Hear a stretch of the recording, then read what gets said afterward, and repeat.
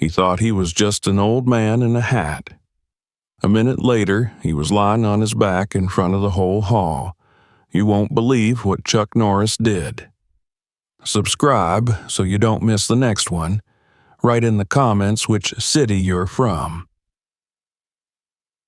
The hardwood floors of the Cross Judo Center gleamed beneath the soft overhead lights. Morning sun filtered in through tall, dustless windows, casting sharp, disciplined rectangles of light across the tatami mats. The air smelled of polish, sweat, and respect, or at least the kind cultivated under tight control.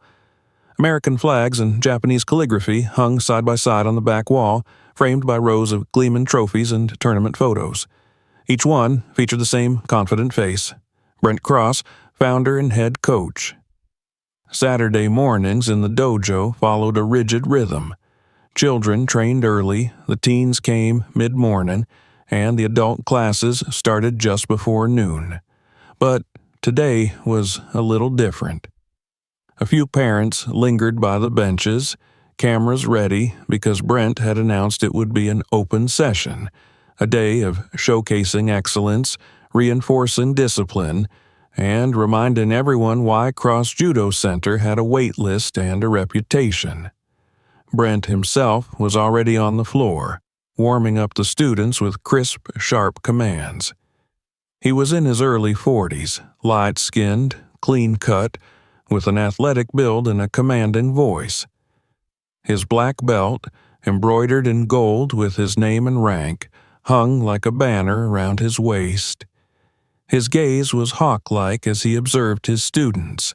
His approval was not easily earned. "Watch your hips, Marcus," he barked across the room. "Don't muscle it. You let the body do the work. Flow, don't fight." The 15-year-old corrected his stance, cheeks red. Brent gave a short nod. The class moved on. All around, bodies pivoted and collided with practiced grace. Feet stomped, hands gripped, and breaths were controlled. The sound of throws echoed in satisfying thuds. Then the door opened.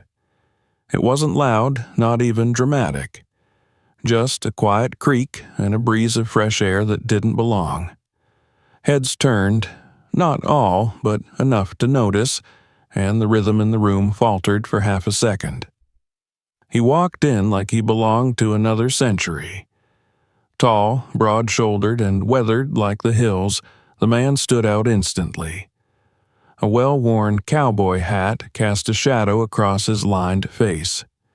He wore faded jeans, a checkered button-down shirt, and scuffed leather boots. His posture was upright, movements unhurried. He looked like he'd stepped off a ranch in the Panhandle and taken a wrong turn. Brent didn't look up at first, but murmurs spread, low and curious, as the man approached the benches, removed his boots with care, and sat down without a word. His eyes, pale and unreadable, scanned the room. He sat still, so still that it made others fidget. A teenage boy whispered, "Who's that?" "No idea," someone answered. Brent finally turned his gaze toward the figure. His expression didn't change, but a slight arch of the brow said all anyone needed to know. Intruder, disruption, joke. The man didn't smile. He didn't nod or explain himself. He simply watched the class with a kind of focused serenity that didn't match his age or his outfit. Brent strode to the edge of the tatami, just close enough to make sure the man heard him. "Welcome to Cross Judo," he called out, voice theatrical and bright. "You looking for someone, sir, or just in the wrong building?" There was a chuckle from the parents. A few students glanced nervously between the stranger and their coach. The man didn't move. He just offered a polite, "I'm here to observe." "Observe?" Brent echoed. "Sure, you wouldn't prefer the rodeo next door?" More laughter, louder this time. Brent grinned, basking in the moment. "We've got a strict dress code, you know. Usually includes a GI, not Wrangler denim." Still, the man said nothing. He folded his hands in his lap and turned his gaze back to the mats. If he heard the mockery, it didn't show. Brent gave a theatrical shrug. All right then, watch and learn, cowboy. He turned back to the class, suddenly sharper in his movements.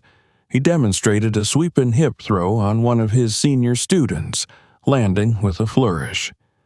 The students clapped. The audience smiled.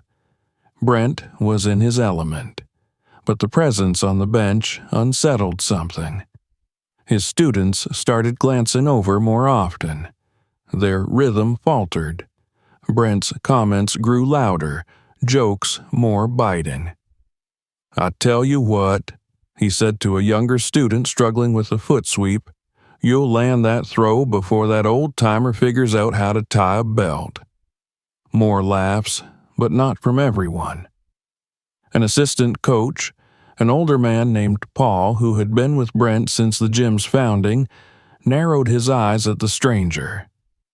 There was something familiar in the way the man sat, the way he scanned the room with that silent, practiced attentiveness. He leaned over to the front desk clerk and whispered, "Pull up the Wi-Fi logs. I need a name." The stranger, oblivious or uncaring, remained in place. He didn't smile. He didn't frown. He didn't blink more than necessary. He watched the throws. He watched the footwork. He observed the instructor, and slowly, without speaking a word, he became the focus of the room. One of the older teens, a brown belt named Isaac, whispered, "He's watching like he's been here before." The class continued, but tension crept in like fog. Brent's performance took on a defensive edge. His throws became more aggressive, his corrections more cutting. His gaze flickered back to the man in the hat more than he would admit. At the end of the class, as students bowed out and lined up, Brent clapped his hands and turned to face the bench. "So, cowboy," he said, arms crossed, voice rising, "did we impress you? Or were we doing it all wrong according to Texas ranch law?" The man rose, smooth and steady. He picked up his hat, dusted it lightly, and placed it on his head. Only then did he speak, quietly but clearly. "Not wrong," he said, "just hurried." Brent's smile tightened. "Hurried? You got notes for me, sir?"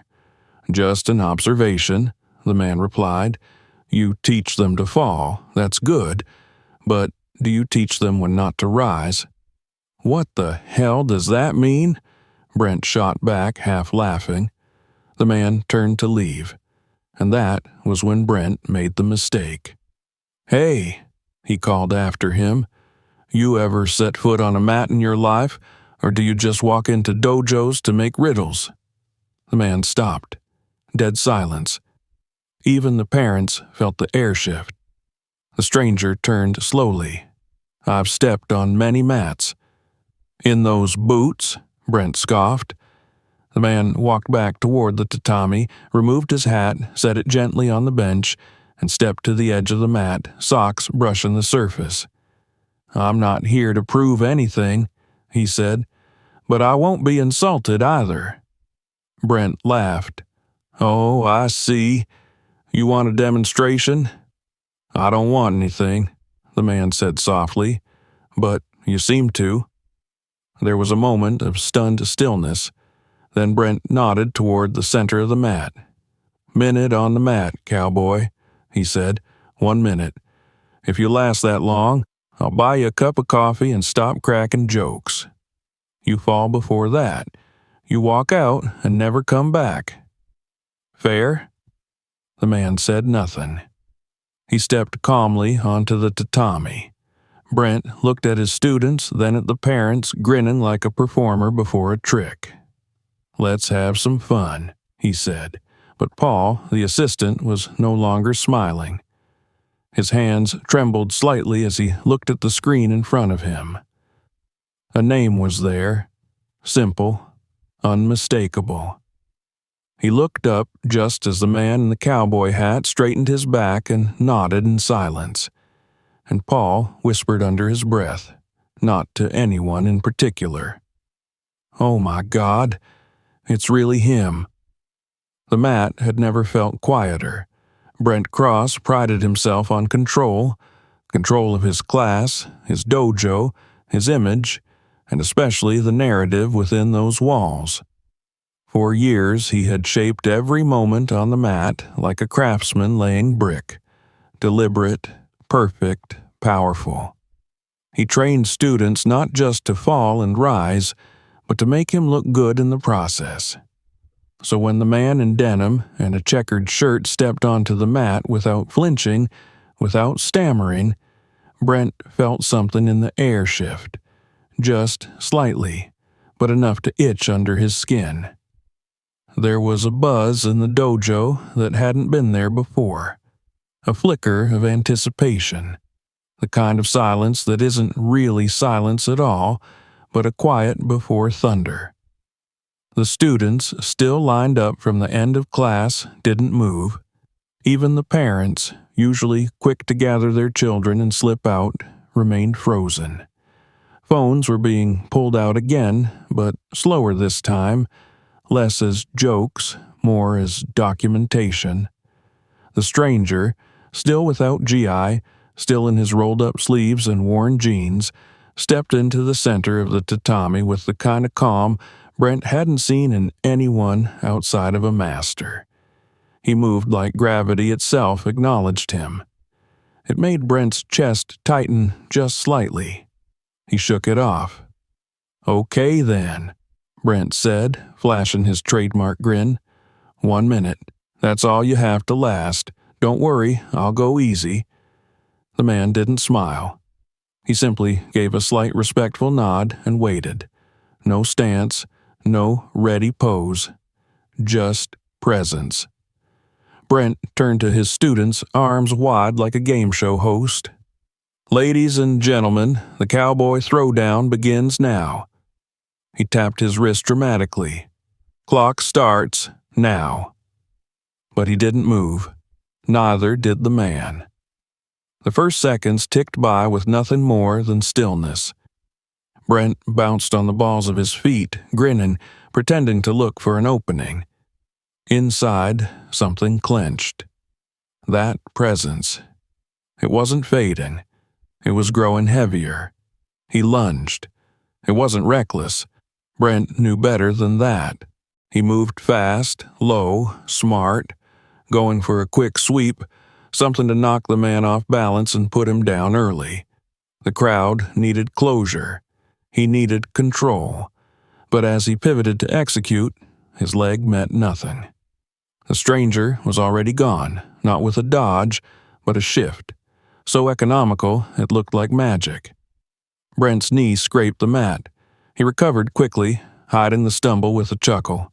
"Slippery," he said. "Nice." Still, the man didn't speak. Brent circled. This time he went higher. Feint, grab, hip entry. Classic throw. It would work on any judoka, trained or not. But the moment his hands reached for the man's upper body, something shifted again.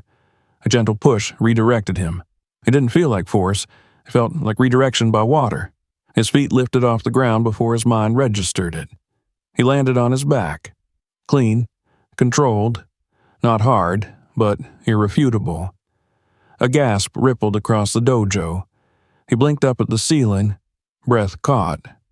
The stranger stood beside him, calm, neutral. He extended a hand. Brent didn't take it. He scrambled to his feet, face flushed. "Lucky," he said, forcing a laugh. "You got one. Let's go again." No answer. He charged, this time with weight, strength, fury, no restraint. A double-leg takedown attempt combined with shoulder pressure, enough to topple even a collegiate wrestler. But again, the man didn't resist. He stepped aside with a pivot so light it seemed preordained. Brent felt his own momentum betray him. Then, from the side, an arm coiled under his, and with a single fluid shift of the hips, Brent soared. It wasn't dramatic, it wasn't flashy, but he was airborne. And then, impact. This time the mat thudded under his full weight. His breath whooshed from his lungs. The room remained dead silent. Brent rolled over, dazed, heartbeat pulsing in his ears. The stranger stepped back, giving him space, hands by his sides. The clock beeped softly. 1 minute had passed. Someone clapped. It was Paul, the assistant coach. The clap echoed like a firecracker. Others followed, slow, hesitant, then growing in rhythm, not mocking, not even celebratory. Something quieter, respectful. Brent sat up, heat flushing across his face and scalp. He saw the students, their eyes, the change in them. Something was unraveling in his chest and he couldn't stop it. The stranger bowed, low and proper. Brent didn't move, didn't speak. He watched the man walk off the mat, pick up his hat, and gently place it back on his head. A few students instinctively moved aside, clearing a path. The man nodded once toward Paul, who nodded back with something like reverence. As he approached the door, Brent stood. "Wait," he said. The room quieted again. The man turned. Brent cleared his throat, voice steadier than he expected. What's your name?" There was a long pause. Then the man said, "Chuck," and walked out the door. For a moment, no one moved. No one breathed. Brent's knees ached, his ego bruised beyond recognition, but something deeper was beginning to burn beneath the embarrassment. A flicker of recognition. The name was too simple, too ordinary, but it landed in his brain like a dropped stone into still water. He turned to Paul. "Chuck?" Paul nodded slowly. "Chuck Norris." A murmur spread like wildfire. Phones were already being consulted. A senior student whispered, "It's him. Look at the video from the 80s. Same stance, same posture." Brent sat down on the mat, suddenly more tired than he'd felt in years. Outside, Chuck Norris was already halfway down the street, the morning sun catching on the brim of his hat. He didn't look back. Inside, Brent stared at the middle of the tatami, the place where he'd just been tossed like a child in front of his students. Not with violence, not with arrogance, but with grace and absolute control. His pride was cracked, his authority shaken. And still, beneath it all, there was no anger. Only silence and the beginning of a very loud realization. The students gathered near Paul, who quietly explained what he knew about Judo, about the films, the competitions, the service records, about the decades Chuck Norris had spent teaching not to impress, but to elevate others. Some students sat down right on the mat, cross-legged, as if waiting for something more to unfold. Brent stood again, dusting off his GI. The fabric felt heavier now, not because of weight, but because of meaning. He looked at his students. Their faces no longer held fear or idol worship. They looked for answers. He had none. Not yet. But maybe that was the first step. He glanced at the wall of trophies, his face in frame after frame, victories frozen in time. None of them taught him as much as what had just happened in 60 seconds. Then he said something no one expected. "Class isn't over." They turned to him. He gestured to the center. Everyone back on the mat. There was a beat. Then, like tide returning to shore, they obeyed. He bent to tie his belt tighter. Not for show, for grounding, and this time he didn't stand in front of them. He stood with them. The air inside the Cross Judo Center hung heavier than usual the following Saturday. Even though the windows let in the same golden light and the mats had been scrubbed to the same pristine standard, there was a silence among the students that hadn't existed before. It was not discomfort exactly, but something unspoken, the kind of atmosphere that settles in the wake of a truth too undeniable to ignore. The walls of the dojo, once filled with Brent Cross's voice and the rhythmic impact of training, now echoed with the weight of memory. Brent stood in the office, tying the knot of his black belt slower than usual. His reflection in the mirror across from him seemed foreign, like a version of himself just a few years older, a little more hollow. His hands, once so sure, now moved more deliberately. He didn't want to make a mistake. Not with the belt, not with the posture, not with the day ahead. He had hardly slept all week. The video had gone viral, of course. Dojo regulars and outsiders alike had posted clips online, labeled things like Cowboy School's arrogant sensei or Old Man flips judo champ with one hand. Brent had tried not to read the comments, but he had. He remembered each one like paper cuts on his pride. But something else lingered deeper than the sting of public embarrassment. It was the quietness in Chuck's eyes before that first throw. Not confidence, not arrogance, just presence. That was what haunted Brent most. He hadn't been beaten by a trick or a gimmick. He had been outclassed in a way that left no room for ego.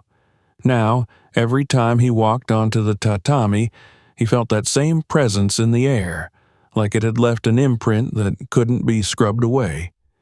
Even his students were different. They watched him differently. Not with less respect, but with a new kind. Something more curious, more cautious, more real. The illusion of invincibility had broken. In its place was a man. He exited the office and stepped onto the mat. The students had already lined up, but not in their usual fidgeting way. They stood straighter, eyes more focused. He noticed Isaac among them, the brown belt who had spoken Chuck's name aloud. Paul stood by the wall, arms crossed, gaze unreadable. The usual routine was waiting for his command. Brent took a breath. "Line drills," he said, "but slow, with control." The students obeyed. One by one, they began moving across the mat. Forward rolls, backward rolls, break falls. Brent watched every movement, and though he corrected a few here and there, his voice was less sharp, more precise. He walked among them, not ahead of them, and then, halfway through a series of footwork drills, the front door creaked open again. Brent turned without thinking. Every head in the dojo followed. There he was. Chuck stepped inside just as he had the week before. Hat in hand, same calm step, same steady presence. He didn't speak. He nodded politely toward the room and removed his boots. His clothes were different today. Still denim jeans, but with a dark gray shirt instead of the checkered one. Still not a gi. Still unmistakably himself. No one laughed this time.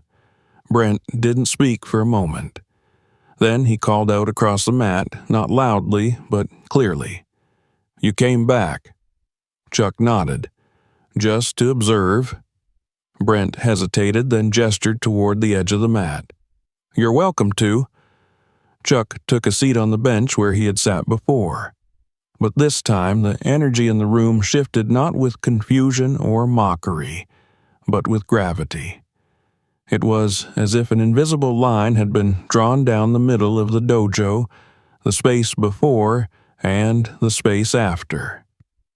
Brent let the students continue their drills. He tried to stay focused, but he could feel Chuck's gaze like a silent metronome, measuring not his skill but his center. After 20 minutes, he called a break. The students sat along the wall, drinking water, wiping sweat. Brent stayed standing. He looked at the space before him, the soft surface of the tatami. He thought of how it had felt to be flipped so easily, so gently, like wind passing over leaves. He turned to Chuck. "Would you demonstrate something?" Chuck's brow raised slightly. Brent nodded toward the center. "With me. One throw for the class." There was a long pause. Then Chuck stood. He walked with no hurry. When he stepped onto the mat, he bowed, not to Brent, but to the dojo itself. Brent did the same. They faced each other. The students didn't move. Paul stepped forward with his phone, but, after a beat, lowered it again. Brent took a stance. Chuck didn't. Brent inhaled. He stepped forward with a traditional grip, lapel and sleeve, firm but not forceful. Chuck allowed it. His body didn't resist, it adapted. Brent tried a feint, a hip turn, a suggestion of a foot sweep. Chuck's response was immediate, yet almost invisible. A shift in his weight, a change in tension that made Brent abandon the movement before it began. Brent tried again, this time more committed. He rotated his hips, dropped his center, attempted to initiate an uchimata. He was halfway through the motion when he realized he was no longer in control. Chuck had not blocked. He had guided. A palm pressed gently to the small of Brent's back, a shift of Chuck's foot inside his lead leg, and Brent was lifted, lightly, cleanly, and placed on his back with precision. The dojo was silent. The fall had not been loud. It had been perfect. Brent lay there for a breath, staring at the ceiling. This time he didn't feel shame. He felt clarity. Chuck stepped back, allowed him space. Brent sat up, then stood. He looked at his students. Did anyone see what he did? No one spoke. Chuck answered, "Position, not force." Brent nodded. "Show them." For the next 15 minutes, Chuck walked the students through the same throw, slowly, carefully. He let them feel his balance, his weight, his center. He didn't explain with words. He showed with presence. He adjusted posture. He guided hands. He moved like a stone in water, always stable, always flowing. Even the youngest students began to understand. It wasn't about aggression. It wasn't about dominance. It was about alignment, timing, awareness. Afterward, as the students practiced in pairs, Brent watched from the edge. Paul approached. "He humbled you," Paul said. "He reminded me," Brent replied. "Of what?"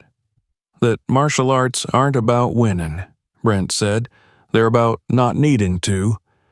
They stood in silence for a moment. Chuck returned to the bench, sat again, folded his hands. Brent walked over. "Thank you," he said, "for teaching my students." Chuck looked at him. They were already learning. Brent hesitated. "And me?" Chuck gave the faintest smile. "You're ready to start." Brent looked down at his belt. For the first time in his life, he saw it not as a destination, but a reminder. He turned back to his students and called the class back together. "We'll be doing something different today," he said. "Pair off. Brown belts with white, black belts with yellow. We're going to learn from each other." There were murmurs, then nods. Brent walked across the mat and sat beside Chuck. "You're welcome here any time," he said. "I won't need to be," Chuck replied. Brent looked confused. "They've seen it now," Chuck said. "They'll carry it forward." Brent watched his students, learning, stumbling, growing. He nodded. Chuck stood, bowed again to the mat, and gathered his things. As he walked to the door, Isaac jogged up to him. "Are you really Chuck Norris?" he asked, breathless. Chuck tilted his head. "I'm just someone who never stopped learning," he said. Then he stepped outside into the afternoon sun and disappeared once more. Inside the dojo, something had changed forever. Not because someone had won, but because someone had shown what it means not to need to. The dojo didn't look different on the outside. The banner still hung over the entrance, clean and taut. The wooden sign with the words Cross Judo Center, carved in bold serif font, still greeted parents and passers-by with the same professional confidence. Inside, the tatami mats remained neatly arranged. The framed photographs and tournament accolades still adorned the far wall, and the same crisp, sandalwood-scented air greeted each student who passed through the sliding glass doors. But for those who trained inside, Everything had changed. The morning after Chuck Norris had returned, demonstrated, and disappeared once more, Brent Cross sat alone in the empty dojo. The students wouldn't arrive for another hour, and Paul had yet to unlock the front desk. Brent knelt on the tatami in silence, hands on his thighs, spine straight. He had done the same posture thousands of times before, often as performance, often as formality. But today it was something else. A practice. A posture of stillness, not structure. He thought of the moment Chuck had thrown him. Not because of the throw itself. He had been thrown before many times. It was how he had been thrown. No strain, no collision, no conquest. The move had felt like gravity simply rerouting itself, as if Brent's balance had chosen to betray him on its own, just waiting for a gentler hand to show it how. The knot in Brent's chest that had tightened for years, through competitions, through teaching, through the endless chase of dominance and perfection, was finally beginning to loosen. Chuck hadn't defeated him. He had disarmed something deeper, the illusion that mastery was about control over others rather than understanding of self. The front door opened with a soft chime. Brent didn't look up. "You're early," Paul said. "I wanted quiet," Brent replied. Paul walked across the tatami with the grace of someone who had trained longer than most people had been alive. He knelt beside Brent, neither speaking for a while. Outside, traffic hummed in the background. Inside, stillness reigned. "He's not coming back, is he?" Paul eventually asked. Brent shook his head. "No, he said his part is done." Paul sighed. "What now?" Brent turned to look at the far wall, the one where his framed certificates and action shots hung in perfect symmetry. His own eyes stared back at him from the glossy glass, younger, prouder, stiffer. "I don't know yet," Brent said, "but I think it starts with listening." When the students arrived, there was no announcement, no new speech, no grand change. Brent simply shifted his posture in class. He corrected less and watched more. When he spoke, it was not to instruct but to invite. He asked questions. He listened to answers. The first few days were awkward. Some students hesitated, unsure what had happened to their once fearless leader, but they adapted, and so did he. The black belts noticed it first. His instructions were still clear, but no longer absolute. He asked them to reflect on their movements, to explain what they felt, not just what they executed. One evening, he led a drill where brown belts paired with white belts and simply listened to each other's footwork. "This isn't how we used to train," Isaac whispered to his partner. "No," the partner replied, "but it feels real." 1 week later, a new practice appeared on the schedule. Kansha Keiko, practice of gratitude. It was optional. No GI required. No hierarchy of belts. No spectators. Students came in regular clothes, sat in a circle and spoke about their training, not what they had mastered, but what they were learning to unlearn. It was Paul's idea to hang the photo. No one had captured a clear shot of Chuck's throw, at least not one that wasn't grainy, taken from the wrong angle, or blurred by motion. But someone had taken a picture just after. Chuck standing, calm and composed, hat under one arm, while Brent sat upright on the mat, looking up not in defeat, but in recognition. The photo was framed and mounted near the exit, not where trophies went, but where shoes were left. Beneath it, a small brass plaque read, "True strength is not in standing tallest, but in kneeling with dignity." Brent didn't sign it. Chuck hadn't asked for it, but no one ever questioned its placement. One afternoon, after class had ended and the dojo had emptied, Brent sat on the edge of the mat and watched a group of younger students put away equipment. They moved without being asked, folding GIs, rolling mats, returning training weapons to their wall-mounted racks. There was a natural rhythm to it, like breath. Isaac lingered nearby. "You're quiet lately," he said. "I have more to hear than to say," Brent replied. Isaac tilted his head. "You used to push harder." Brent smiled gently. "And what did that teach you?" Isaac thought for a moment. "How to perform." "And now?" "Now I'm learning how to feel." Brent nodded. "Good, that's harder." Isaac sat beside him, glancing at the photo by the door. "Do you think he was always like that?" he asked. "No," Brent said. "I think he got there by not pretending he already was." Paul walked over, holding an old belt, faded, fraying, its once black color dulled to a charcoal gray. "Found this in the storage closet," he said. "Used to be yours." Brent took it, turning it over in his hands. He had earned it after a national tournament nearly 15 years earlier. He remembered how it had felt then, like proof. Now it felt like a question.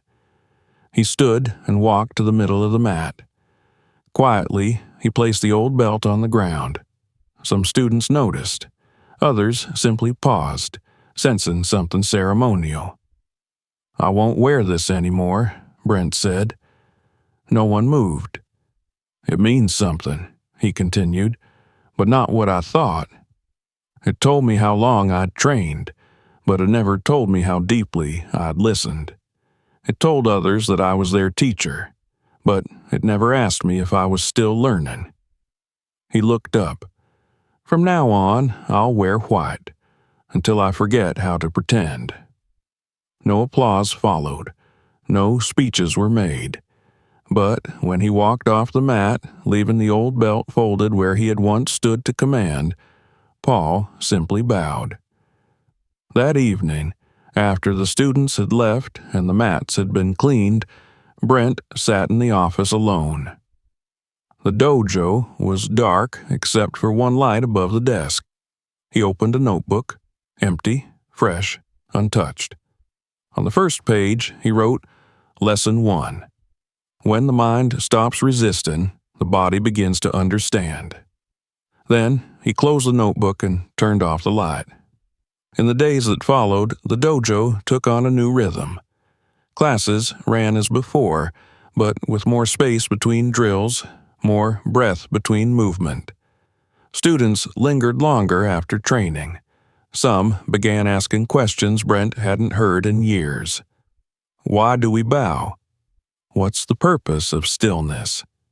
Can a throw be kind? One 12-year-old girl asked, "Does being strong mean you don't cry?" Brent didn't answer right away. Then he said, "No, it means you know when to." During a particularly humid afternoon class, one of the beginner students misstepped during randori and accidentally collided with another.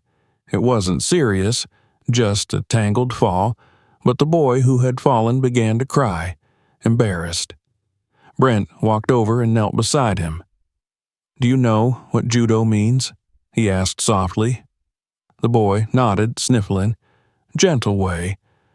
"And do you think it's gentle only when things go right?" The boy shook his head.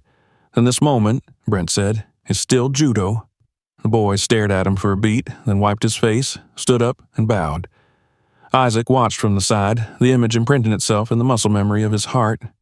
One night, after the dojo had locked up, Brent and Paul sat outside beneath a wooden overhang. The evening breeze stirred the trees. The air smelled of pine and chalk. "I miss the old days sometimes," Paul admitted. "The trophies, the crowds."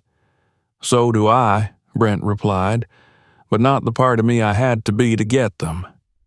"You're building something new now." Brent nodded. "Something I might actually be proud of when no one's watching." Paul looked toward the parking lot. "You think he'll ever come back?" Brent shook his head. He already left what he came to give. And what was that? Brent leaned back, exhaled. A mirror, he said. One I was finally ready to look into. They sat in silence for a long time, listening to the wind move through the trees. Inside the dojo, under the dim night lights, the white belt Brent now wore hung from its peg, untied, unassuming, a reminder that even those who've climbed the highest still have paths worth walking from the beginning. On the first Saturday of the month, the morning sun filtered through the dojo's paper-smooth windows just as it always had, casting long rectangles of light across the tatami. The building stood in the same spot it always had, nestled between a quiet strip mall and a row of oaks shedding their early autumn leaves.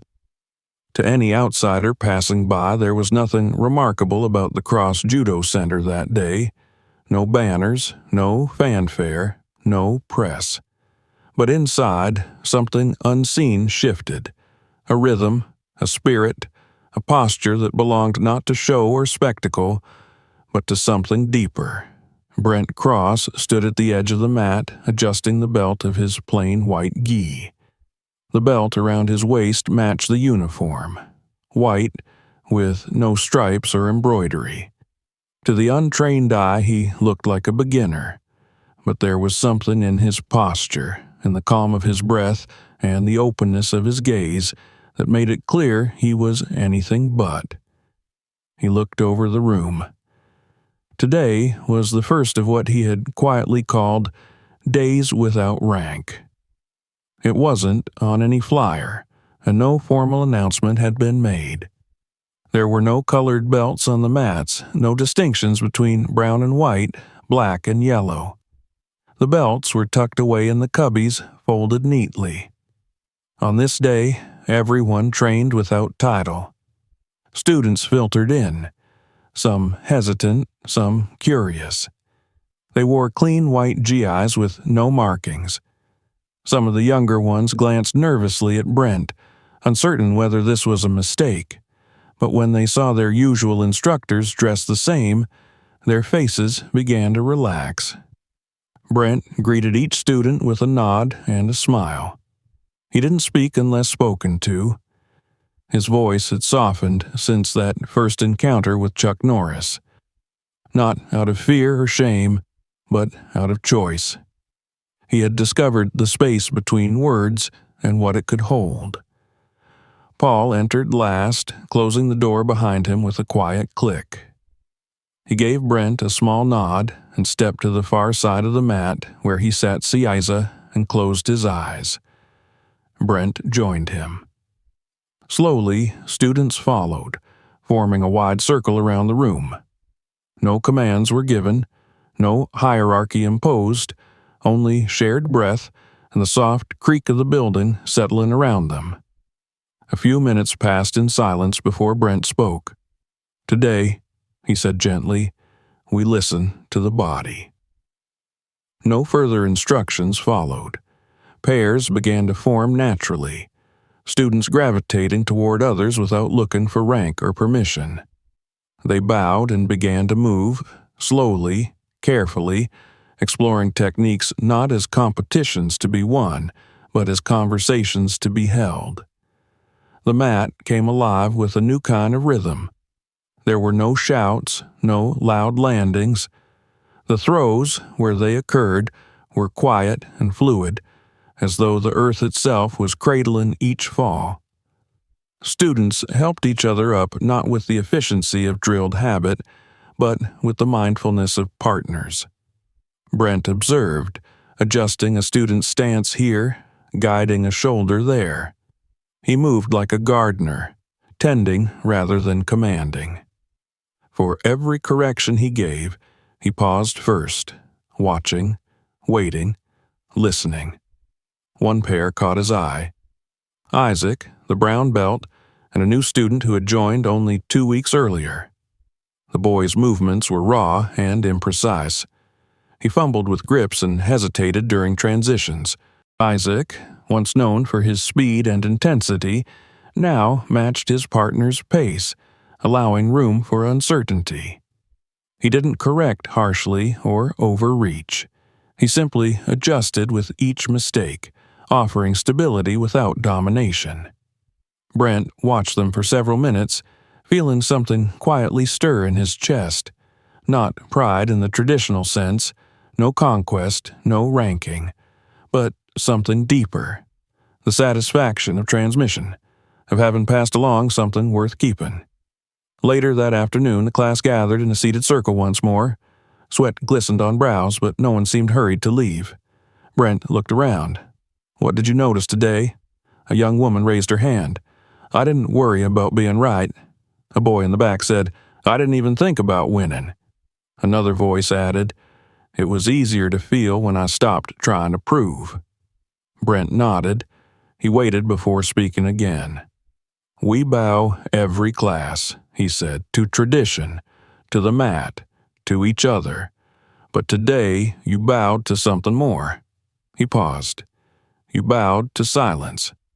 Paul looked up from his place near the door. "And in silence," he said, "we hear what noise can't teach." After class, the students filed out slowly, conversations muted but meaningful. Many of them lingered, folding mats, straightening corners, offering help without being asked. Brent stayed behind, sweeping the edges of the floor with a long-handled broom. The photo of Chuck Norris still hung near the exit. Over the past weeks, it had become something of a quiet icon. Not idolized, not dramatized. Simply present. A reminder. Some students touched the edge of the frame as they passed, not reverently, but as if acknowledging something familiar. Brent walked up to the photo after the last student had gone. He stared at it for a long moment. Then he turned and went into his office. On the wall behind his desk hung rows of medals and certificates. Trophies lined a shelf in descending order of size. For years, they had represented achievement, conquest, supremacy. But now they felt like echoes of an earlier chapter, important, but no longer dominant. He opened a cabinet and removed a new wooden plaque. Unfinished, untitled, blank. He set it on the desk and opened his notebook, the one he had begun the day after Chuck's visit. On the next empty page, he wrote, Lesson 4. Leadership is not the weight of being followed. It is the discipline of walking well. He closed the notebook, then stood and reached for the blank plaque. He carved the words himself, slowly, one letter at a time. No embellishment, no logo, just 5 words. The quiet is stronger than words. That evening, as the last of the students left, Brent mounted the plaque beneath the photo. It didn't draw attention. It didn't need to. The next week, the dojo carried on. Classes resumed as scheduled. Students came and went. The mat was filled with falls and rises, laughter and struggle. But something had taken root. One morning, a father of a young student approached Brent at the entrance. "I've been watching your class," he said. "It's different now." Brent waited. "Before," the man continued, "my daughter would come home and talk about moves, drills, wins. Now she talks about breath, balance, listening." Brent smiled. "She's learning faster than I did." The man nodded. "I just wanted to say thank you." Brent bowed. "Thank you for letting her lead." That afternoon, after the dojo emptied, Brent walked into the training space and stood alone on the tatami. He closed his eyes, hands by his sides. For several minutes, he didn't move. The building creaked around him, the wood and plaster adjusting to the late-day sun. A breeze touched the windows. Dust motes danced in the light. He opened his eyes, stepped forward, and bowed deeply to the mat. No one was there to see it. But something responded. He turned and walked slowly toward the door. Before stepping out, he glanced once more at the photo. The man in denim and a hat, the teacher without ceremony, the thrower of truths. Brent didn't speak. He didn't need to. He stepped outside into the golden light and let the door fall gently shut behind him. If you enjoyed this story, make sure to subscribe for more. Check out the next video right here, and don't forget to share this one with someone who needs to see it.